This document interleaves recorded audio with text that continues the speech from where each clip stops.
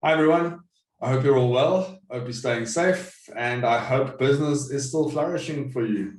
We've been on a fantastic path since July, August last year, and that trend has seemed to continue with the month of May also looking very positive.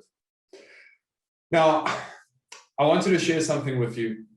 We've got broker owner meetings that are scheduled for the week of the 24th, 25th and onwards.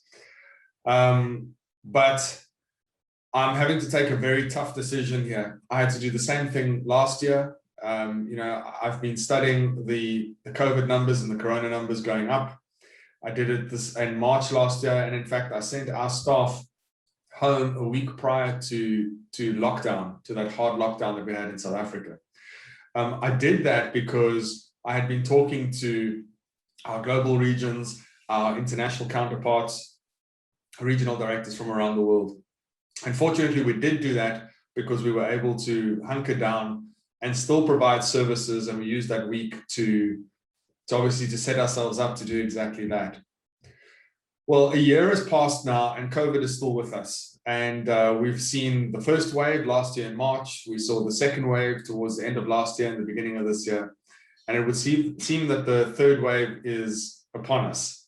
I have done a lot of research in that regard. I have family that work in hospitals. I've had a look at their reports. Unfortunately, I can't share that because it's corporate or company information, but I've had a look at the numbers and how they are climbing. You only have to go onto the Worldometer or the Corona stats, international stats, to look at South Africa, and the daily moving average has increased by 50% just in the last 2 weeks, the daily moving average of infections. While the numbers might still look really low, 3,000 people infected in a day is a far cry from where we were when we actually set the broker meetings at the beginning of April, where it was just a few hundred. Now, my issue here is that in a week and a bit's time, I'm almost certain that that number is going to be significantly higher. If I'm wrong, great, then I'm wrong. But I can't afford to put 30, 40, 70, in some cases, people in a room, albeit spaced out, albeit ventilated. It's just too high a risk.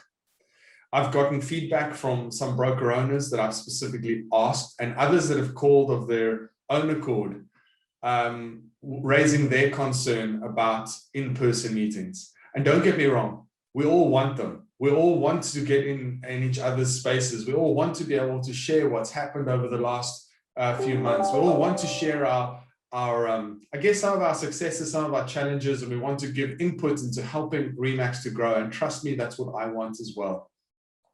We even organized, I guess, semi-socials on the back of this in terms of lunches or drinks or dinners in some cases for these broker meetings.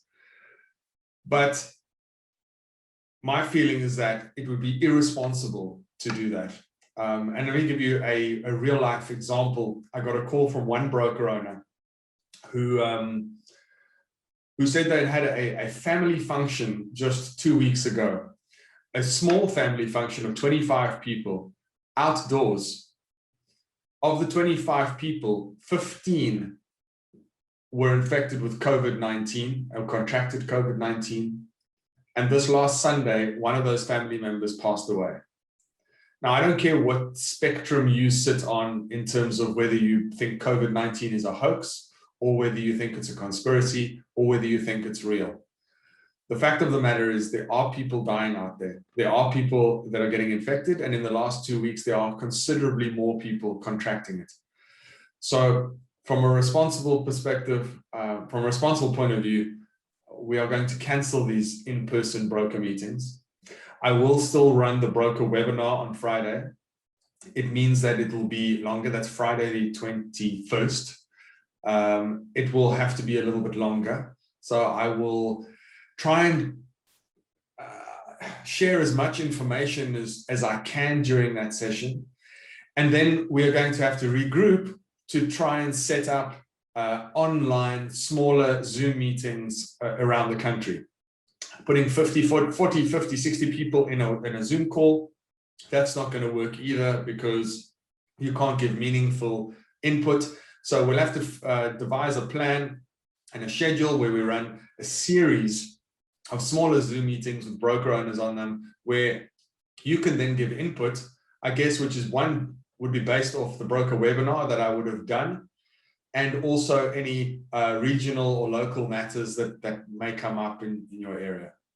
So I know some of you wanted to meet.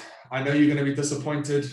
Some of you may even be angry. I don't know. But I certainly do hope you understand that the decision we're taking is in the best interests of all of our brokers, whose average age is 58.